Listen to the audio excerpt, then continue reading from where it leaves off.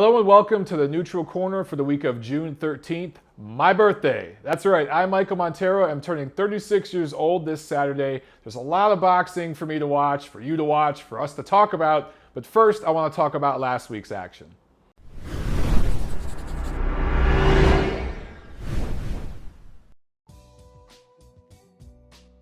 So Saturday morning on NBC, there was another Premier Boxing Champions PBC card. There was 3 live bouts on TV. I'm not going to talk too much about this because I did a ringside recap video about this card. You can find it on my channel. I also had a quick interview with Robert "The Ghost" Guerrero right after his fight, right by the ring. So check those videos out. Let me know what you think. But look, real quick, Dominic Breazeale gets the win. I think that he got tagged a lot in this fight, but he was tagged by a smaller fighter. There's not a lot of head movement. There's big defensive liabilities with Breazeale, and those are going to be exposed when he gets in there with a guy who's his size and can crack. So he's got a lot of things to work on. When it comes to the Ghost, Robert Guerrero, he got another hard-fought victory. He was put down, badly hurt in that 4th round. Some people didn't like the decision. I myself scored it by 1 point for Guerrero. I thought he won 6 of the 10 rounds, but there was a score turned in 97-92, which means that judge saw 8 of the 10 rounds for Guerrero. That was a disgusting score and worthy of boos. But for the Ghost, you know, he got $1 million purse. He was the big name on this card, and his fight was the main event. It was headlined as the main event. I thought that, you know, he kind of regressed a little bit. And he's going to have to go back to the drawing board and get back to those boxing fundamentals, because the last few fights he's been in, he's taken a lot of punishment. And I can't remember the last time I saw a Guerrero fight where he didn't have a really marked up face with welts under his eyes.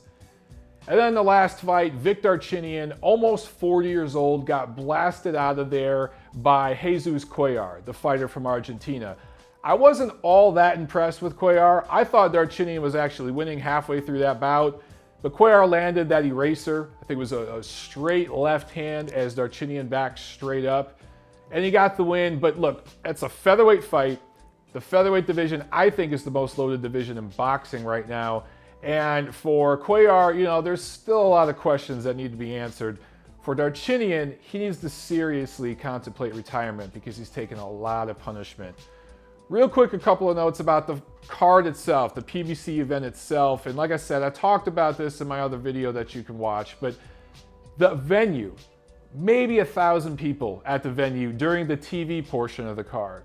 And then they opened up the arena because they had about 1/3 of it blocked off behind us in the press section where the cameras are at, so they could squeeze everybody to, you know, where the cameras were shooting. They opened it up after the TV portion of the bout. There were 6 bouts after that. And some fans trickled in, but it looked like they were freebies because a lot of these people didn't seem to have a seat, an assigned seat. They came all over behind where that previous section was blocked off. So I don't know why Al Haymon chose that venue or that time. If you're gonna do an afternoon card, you should put the venue on the East Coast where it's 3 p.m. out there. I think it'd do a lot better. The doors opened here in LA at 11 o'clock for that venue. It was a ghost town. Right before noon, which is when the fights went live on the air on NBC out here, we looked around and it couldn't have been more than 1,000 people. So the PBC needs to reevaluate some of the venues they're choosing and the times for these cards. Later on Saturday, Miguel Cotto defended his middleweight championship against Daniel Geale. I use air quotes when I say middleweight championship because this was a catchweight bout. It was at 157 pounds. So this was, I guess, technically a super junior middleweight bout. Daniel Geale looked absolutely drained at the weigh-in, but he was able to make weight. He came into the fight over 180 pounds. As for Cotto, he weighed in, I think, 153 3/4 or something like that. He was a junior middleweight. So I think, and then in the post-fight interview with Max Kellerman, he made it very, very clear that he's not a middleweight. And I'm fine with the catchweight thing, but don't say it's for the middleweight championship of the world. Don't say you're defending a middleweight title when you're fighting at a catchweight. And I think it's very, very clear that Cotto plans to keep fighting at those catchweights. More on that in a second. I'll get to the actual fight. Look, Cotto looked very, very good. Fundamentally, he was very sound. He was working the left hook early and often. We all knew he was going to do that, especially against a fighter that had to drain himself so much to make weight. He started digging that left hook to the body. Geale dropped his right hand down, and then Cotto came over the top with it, landed that eraser left hook that's been one of his signature weapons all these years in his illustrious career. And Geale just couldn't recover. Geale tried to, but Geale's not somebody that holds, right? When he's hurt, he comes back, guns blazing. The problem is his guns don't have very big bullets. Geale just doesn't have a lot of power. So Cotto was able to handle all the return fire. He gets Geale out of there. I don't think it proved much for Cotto at middleweight. And like I was saying before, Cotto made it pretty clear to Max Kellerman in the post-fight interview that he probably isn't going to fight at 160 pounds again. My prediction is that Cotto is going to end up fighting Canelo Alvarez later this year, and that's probably going to be at a catchweight. They could make it at 154 junior middleweight, but watch him make it at 155 or 156 so that they can call it a middleweight championship fight. This will be for branding purposes. My personal belief is that Canelo Alvarez is going to beat Miguel Cotto later this year. I think that fight will be competitive halfway through. I think it'll be a very good action fight. But I think Canelo is too young, too strong, and wears Cotto down the stretch. I think Canelo scores a late TKO victory. And then, again, from a marketing standpoint, he could call himself the linear middleweight champion of the world and go on to bigger business in that division possibly next year. So for the time being, Cotto looked really, really good. But again, styles make fights, and this was a perfect matchup for him. He has 2 more fights left in his deal with Rock Nation Sports. So this week on Friday, there's another PBC card where Erislandy Lara is going to take on Delvin Rodriguez. And for Lara, this is kind of put up or shut up time, in my opinion. He's had some fights against quality fighters where he was competitive but didn't quite get it done, right? Like against the Canelo Alvarez. And then against guys like Ishe Smith, where he looked really good and he was dominant, but it was a very, very dull fight. Now he's going up against Delvin Rodriguez, who is that B-level fighter. Remember, it wasn't that long ago that he got blasted out of there in 3 rounds by Miguel Cotto. If Lara wants the big names to get in the ring with him, and if he wants to start making big money, he has to stop talking shit on Twitter, which is all he's been doing, and he has to get in the ring and deliver. He has to get Delvin Rodriguez out of there. Now, the fight that I'm really excited about on this card is light heavyweight fight between Arthur Beterbiev up against Alexander Johnson. Beterbiev is one of these big power punchers. He's looked really, really good. He's got rid of some quality fighters already in his young career.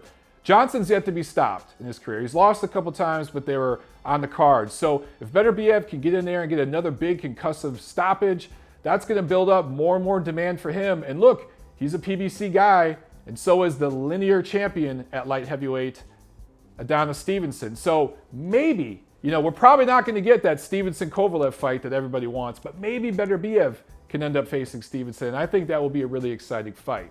Saturday, another stacked loaded day of boxing. Let's start with the PBC card. Deontay Wilder, the WBC heavyweight titleist, the first American titleist in the heavyweight division in years, makes his first defense against, wait for it, Eric Molina. Now, for those of you who don't know who the hell Eric Molina is, don't feel bad. This is a guy who went 1 round with Chris Arreola, who is the guy who got blasted twice by Berman Stavern, who is the guy that Deontay Wilder shut out to win this title. So do the math on that, okay? And you see how ridiculous this matchup is. This is a showcase fight, if there ever was one. But the smart thing Al Heyman's doing here is he's putting the fight on in Alabama, where Wilder's from. It should be a packed house, a really, really passionate crowd atmosphere. I predict this is going to be the most legit, most authentic, most lively crowd of any of these PBC cards to date. In the co-feature, Jose Pedraza, the Puerto Rican undefeated fighter, he takes on Andrei Klimov for an undefeated super featherweight title. Klimov is an experienced guy, had an amateur career, he's got good skills, but he was in there with Terrence Crawford a few years ago, and he was shut out. I think it was a 10-round fight, completely shut out. So if Pedraza has anything to offer, if he's going to be anything special, he needs to take care of business against Klimov. We'll get some questions answered about this guy and see just how for real he is. If he could get a stoppage in this fight, it'd be big. but he should dominate this fight. If he struggles and this fight's competitive, then we know Pedraza's not that much.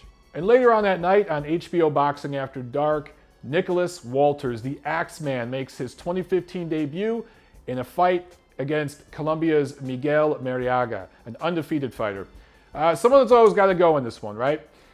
I think that, you never know what you're going to get with these Colombian fighters that are coming to America. Marriaga has actually fought outside of Colombia a few times, but it was against very, very limited opposition. So I think Nicholas Walters is going to take care of business. This is another one of these showcase fights, which I'm cool with because he's been out of the ring. He had some medical issues. He needs a fight like this to get back in the groove. I think he's going to take care of business and score a big stoppage here. But on the undercard of that, Felix Verdejo, he makes his HBO Boxing After Dark debut against Verdejo-Najera. This is a guy who is an undefeated prospect, but he's limited, in my opinion. I've seen a couple of his fights ringside, and I think he's gotten a couple of gift decisions. He's a straightforward, come forward fighter. I think he's built perfectly for Verdejo. Doesn't punch very hard, but he's got a nice undefeated record. I think this is a perfect match for the Puerto Rican star, or future star in the making, right on this first HBO fight for him. So I expect him to take care of business and look really good. No one's ever stopped Najera. No one's ever officially beat him. So it's not just enough for Verdejo to get a decision here. I think he needs to knock this guy out, and I think he will. I think a late rounds TKO win for him, and he should be the guy that takes over for Miguel Cotto, who's in the twilight of his career. All right, so that's it for this week's episode of The Neutral Corner. Tune in next week where we'll review this week's action, and I'll tell you all about my birthday, if I remember any of it.